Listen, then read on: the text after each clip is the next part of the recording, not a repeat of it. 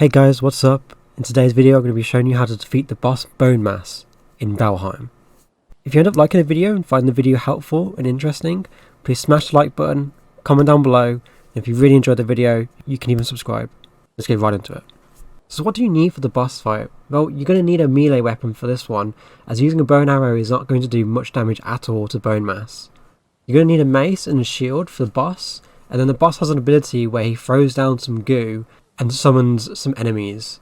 So using the stag breaker will be really helpful, as you can run over and hit all of them at the same time. A bow is not needed, but you can have one on you just in case. You're then going to need an armor set. Preferably, if you've been farming for iron, you should have the iron scale mail, the iron greaves, and the iron helmet. I have a troll hide cape, but you can have the deer hide cape. You're then going to need a poison resistance mead. This can be made in the cauldron using honey, thistles, necktails, and coal. To make the mead, you're going to need to take the mead base and put it in a fermenter. This will take 3 in-game days to ferment, and will give you 6 meads for 1 mead base. You're then going to need some food. As you have the cauldron unlocked, you should be able to make sausages and queen's jam. I've also got some cooked meat as well. And that is pretty much everything you need for the boss. Now, you might be wondering, I haven't found the boss. How do I find him? Well, you need to go over to the swamp area. So once you came over to the swamp, you're going to want to look for these abandoned outposts. Sometimes there'll be a stone, just like the first and second boss, to tell you the location of where he is. What you gotta do is press E on him, and there you go. Once you get to the location of Bonemass, you'll be greeted with a big skull. If you come to the back of the skull, you'll see the runestone is there that you can read, and it will tell you to cook their remains. What this means is you need withered bones. To get withered bones, you need to come into the crypt. As you can see, they are just lying on the floor. You will need 10 withered bones to summon the boss. Now that you've got your 10 withered bones, you're going to want to put that in your hotbar. Now, pre-warning before you start this boss, if you're on your own, it's going to be very hard to do. So I would recommend having some friends with you. I've seen some videos where people will kite the boss onto these little fire geyser things and take fire damage like that and kill them over time. This is an easier way to kill the boss, but will take much longer to do. You can do this if you want to, but I'm going to show you how to do it without kiting the boss onto the geyser.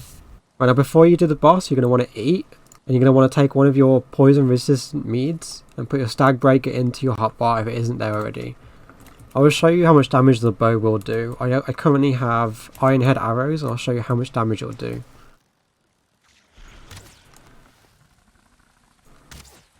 Seven.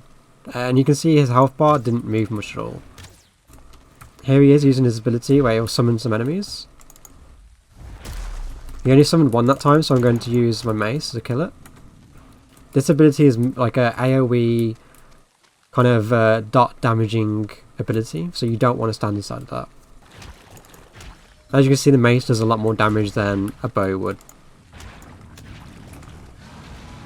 Doing his big AoE ability again, so I'm going to run away. As you can see, the poison resistant mead doesn't negate all damage, but it reduces the amount of time you'll be taking poison damage, and it also just reduces the poison damage as well.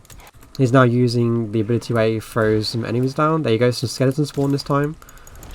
Quite a few this time. So what you kind of want to do, you kind of want to just focus the ads really, and then when the ads are all dead, you can then focus the boss a little bit more. As you can see, this is quite a hard boss when you're on your own. I'm kind of just trying to kite him out a little bit so I can gain as much HP as I can. As you can see, this is a bit tedious. It will take a while to do on your own, and you can probably see that it is a lot easier to do when a few of you are when there's a few of you. These certain guys can do a bit of damage, but they are actually very weak also. So if you do have a bow with you, then they're very easy to kill. Let's go come closer. Oh, he's using his AoE ability, so I can't really go in just yet. I'm going to wait for him to come out of that so I can hit him, as I got enough stamina and HP to do so. I kind of need to back off now until I have enough HP and stamina to attack him.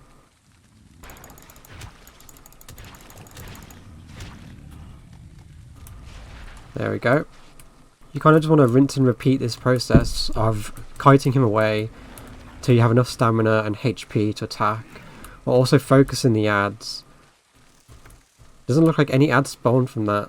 That's never happened to me before, but we'll just count it lucky. As you can see, the boss is quite low after doing this technique. He doesn't spawn any enemies again with that. With his AoE ability, I just run away. kind of just rinsing and repeating the process. Just attack, run for a bit, and then able to attack again. It's a slow process, but if you're doing the boss on your own, then it's going to be a slow process. It actually hit me there, it was actually really good. I might actually be able to kill him. Yeah, I did. Nice. Remember to loot the boss as well. The boss will drop a wishbone and the Bonemass trophy. With a trophy in your inventory, just like the last two, you're going to want to come to the sacrificial stone, click on the trophy hook, and put the Bonemass on. The Bonemass gives us resistance versus physical damage, blunt, slash, and pierce. Now, you've got this wishbone, and the description it gives you is that this ancient bone remembers the location of many forgotten things. If you right click it, you can equip it just like an armor piece. When you're near an ore deposit, this will start going off, telling you that there's one nearby. This is needed for when you go into the snowy mountains to find silver. It'll start to speed up when you're closer to the ore. As you can see, it's pulsating faster and louder, meaning I'm right on top of the ore.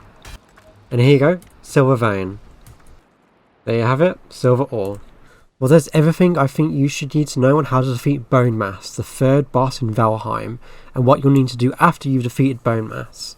If you're stuck on what you need to do now, look out for tomorrow, as I'll be uploading a video on how to defeat the fourth boss in Valheim. But until then, I would farm some silver. I'll see you guys, hope you have a good night, stay safe, have fun, all the good stuff. I'll see you next time guys, peace out.